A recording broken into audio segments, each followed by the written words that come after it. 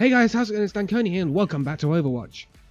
This is going to be a lot of info and I want to try and make this video an acceptable length. So yeah, there's been a lot of changes going on in Overwatch this week. Let's start off with the free weekend. Overwatch will be free between July the 26th and July the 30th. This is to cover the Overwatch League Grand Finals. Obviously there's going to be a lot of people tuning into that, and they might well want to play Overwatch, so Overwatch will be free on that weekend, but it appears it will only be free on PC, which I think is quite a surprising thing to do, considering probably if they're going to be watching it on, say, ESPN or something like that, then they're probably going to play it on console, I would have thought.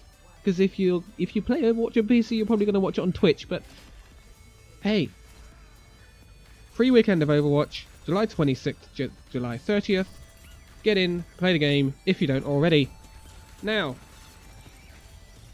that is probably the smaller news. I have a notepad with 2 pages of buffs, nerfs, speculation, and all sorts to go through. So let's start, shall we?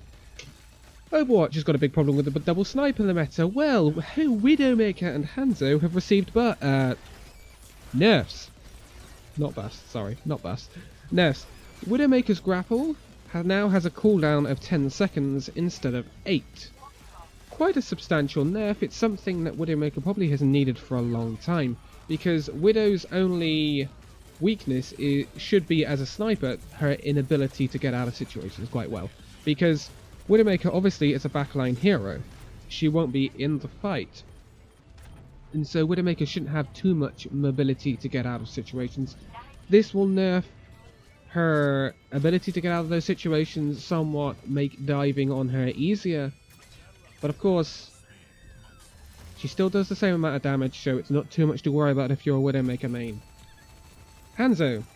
It's a similar thing with Hanzo. His lunge has been increased. His cooldown is now 5 seconds instead of 4. This, again, similar thing to Widowmaker, makes it less likely for him to get out of the situations. But I think this is less of a problem for Hanzo than it is for Widowmaker. Simply because, as I said, Widowmaker will play in the back lines more than Hanzo will. Hanzo can play as part of a team and have protection from his team, whereas Widow will play much further back, away from her tanks, probably away from her support, apart from perhaps a Mercy that might be damage boosting her. So, unless you're running dive yourself with the Widowmaker, you're going to find it tough to go and defend her if she's jumped upon by a dive. So, more of a nerf for Widow than it is Hanzo, but both have been nerfed. I don't think it addresses the main problem with Hanzo. I think there's 2 problems with Hanzo. It is his storm arrows do too much damage. They still headshot, I believe, which is a bit crazy.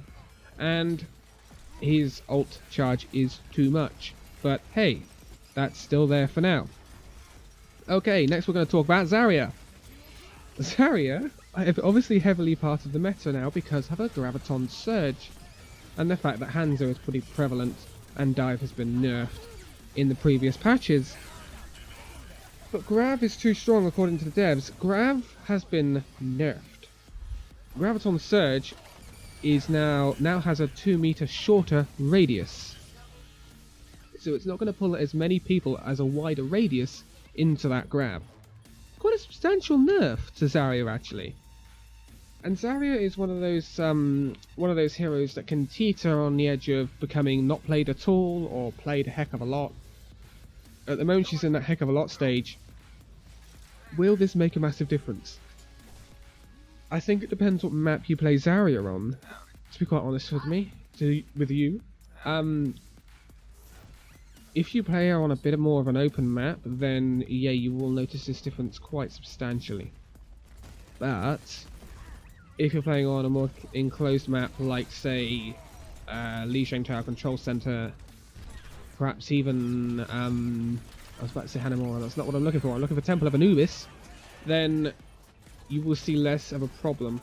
If you were playing her on Junkertown, which I would be surprised if you were, because I would say that's probably Zarya's worst map, then you will see a heck of a difference.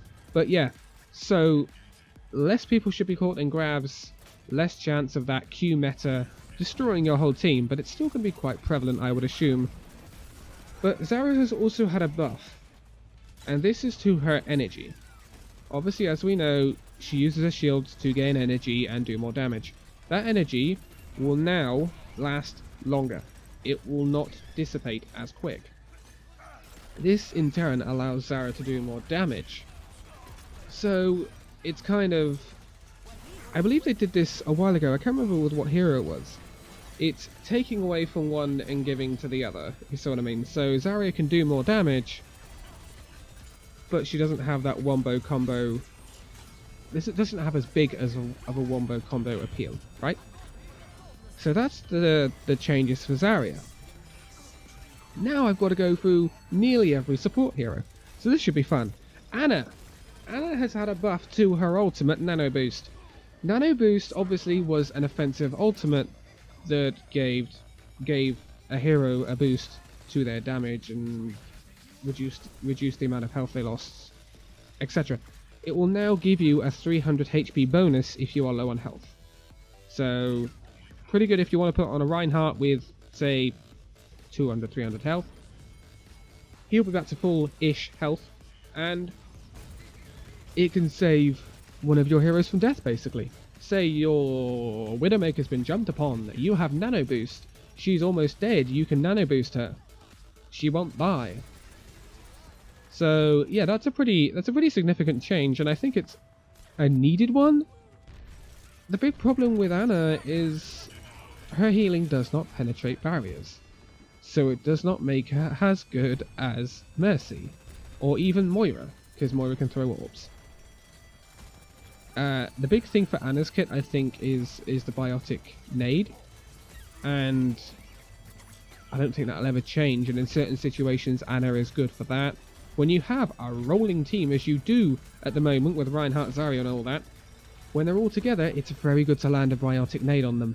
So Anna, this is a nice buff for Anna, and the aim of all these buffs, because there is quite a few buffs and nerfs to certain support heroes, is to level out the playing field and make it more competitive in that support category. So this is a good buff for Anna. Brigitte has had a shield bash cooldown increased from 6 seconds to 7. Obviously, shield bash, very, very, very powerful ability, as I'm sure we all know, and I think this is a good change. I personally would have gone to 8 seconds with it, but you know, we'll see how that works out. Brigitte will still be quite strong, but it's a nerf to Brigitte nonetheless. Lucio has had 2 buffs. His ultimate, his barrier, this will now give 750 shields instead of 500. It's a 50% increase in the effectiveness of his ultimate, which is a pretty big buff. Because when you consider that even with shields, Junkrat's Tire could still kill people through Lucio's ultimate, it won't be able to do that now. Not on any hero. So it's a pretty big ult. And you combine that with someone like Hammond, who has 600 health. And just think he's going to have 1350 health. Scary, son. Scary. His crossfade, which is his healing aura and his speed boost aura, that has had an increase in range of 20%. It will now be a range of 12 meters instead of 10, allowing him to just heal or speed boost more people in a bigger radius than he could before. All around, good buffs for Lucio, and he's been seeing a lot of buffs recently, old Lucio, so he can't be snoozing on that one. Mercy has had a nerf. Poor old Mercy. When will she ever get a buff again, huh? I don't think she needs a buff though, let's be honest. Mercy's healing from her Caduceus staff has been reduced by 17%. She now heals for 50 HP a second instead of 60. Yep, that's a nerf. That's a nerf. You can't say anything about that. I think it's an okay nerf. because it reduces the effectiveness of her healing and brings her in line with other healers. So they've always said that potentially Ana has the potential to be the most effective healer in the game with her output, right? And that's still the case, and it's even more the case with this Mercy nerf. The problem is with Ana is Mercy's much more effective in getting her healing to her targets than others because of shields and stuff in the way. But yes, Mercy's got a nerf. That is a nerf, 10 HP difference. It won't make a massive difference to you Mercy players, but it's a nerf to try and bring all of the support heroes into an inclusive line so you can pick whichever you want, basically. But basically this doesn't change much because you use certain support heroes in certain situations. If you're running a death ball meta, then you're going to run Moira. If you're running a Widow, then you're probably going to run a Mercy to damage boost that Widow. If you're running a death ball, you're probably going to run a Brigitte. You know. Lastly, on that support line is Moira. Her resource regen has been increased by 20%. So basically, Moira is going to get her healing resource back much quicker than she did before. I honestly think this is quite good. Moira is pretty strong in certain situations. I think this makes her stronger. Because if you're running a death ball, then your healing resource can run out quite quickly. And especially if you're not running a death ball and you're here, if your teammates are all over the place, you will run out of that healing quite quickly. So I think this is a good change, and it brings her in line with Mercy. Because I think your best two main healers are Mercy and Moira at the moment. I'm sorry, Ana mains, but Ana just has that problem of getting her heals to her targets through shields and stuff like that. Moira can throw orbs. Mercy has her beam that will just lock on. So I think if you're in a team and you see a Mercy, you're not saying I want a Moira. If you see a Moira, you're not saying I want a Mercy. If you see an Ana in certain situations, then you're saying kinda would be better if we had a Moira or a Mercy. So I still think there's way to go for Ana, but Mercy Moira, thumbs up. Last thing to touch on in this one is Torbjorn. Now, nothing's happened yet, so don't get your hopes up. But Torbjorn's rework is the next one on the horizon after Symmetra has now gone live. Torbjorn is a weird man, isn't he? Yeah? He's kind of the old days of Overwatch. A bit more stodgy, but he's not as exciting, is he? Who really likes standing, hammering on a turret for a little bit before you can actually get proper stuff to come out of it, huh? Not everyone. Not a lot of people, let's be honest. So, there's been an interview with Jeff Goodman, and he's revealed what they're looking into for Torbjorn. And currently, in their little laboratories, in the dev office at Overwatch, they are looking at giving Torbjorn an instant level 2 turret that he can actually throw instead of build. So what they're saying is it's much like Tracer's pulse bomb. He would be that sort of distance, and he'll be able to throw his turret where he wanted it to go, which I think actually is a pretty good thing to do. I think that makes the turret much better for certain situations, whereas they're obviously the main thing here is Torbjorn is so heavily defense focused. There is no defense category anymore, right? It is damage. That's why Symmetra has been changed, so she can be used attack and defensively. Torbjorn now needs this same rework. How it will manifest itself, I don't know, but this allows him to be more proactive with his turret instead of leaving it in one place and hoping it gets some damage off some people, because adds a bit of an element of surprise to where the turret might be located, because you could actually probably throw it in behind a team that's walking up to you, which Could be a quite interesting play, huh?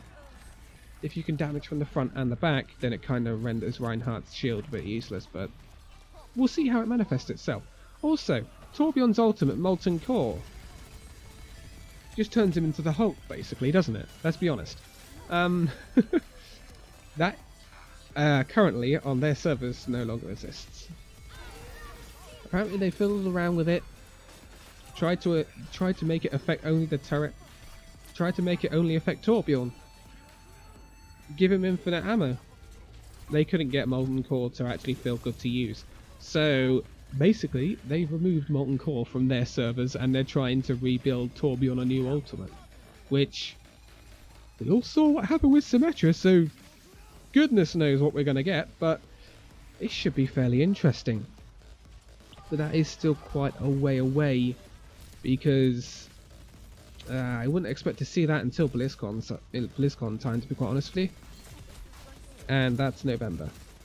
So quite a way away for the Torbjorn rework, but it's all looking very promising. All of these buffs and nerfs, apart from the Torbjorn stuff, are on the PTR if you want to go and check them out. I have never seen this many buffs and nerfs in one PTR update. It's pretty bloody crazy if you ask me. Hammond will be going live on live servers. That didn't make sense. We'll be going on to live servers on the 24th. He'll be playable in quick play. I'd imagine they will wait until they put him into competitive like they did with Symmetra and like they did with all previous heroes. Yes, so you people on PS4 and Xbox, you will get to play Hammond next week. Or you're going to have fun with it. Also, I believe the speed of Hammond's... that's a point.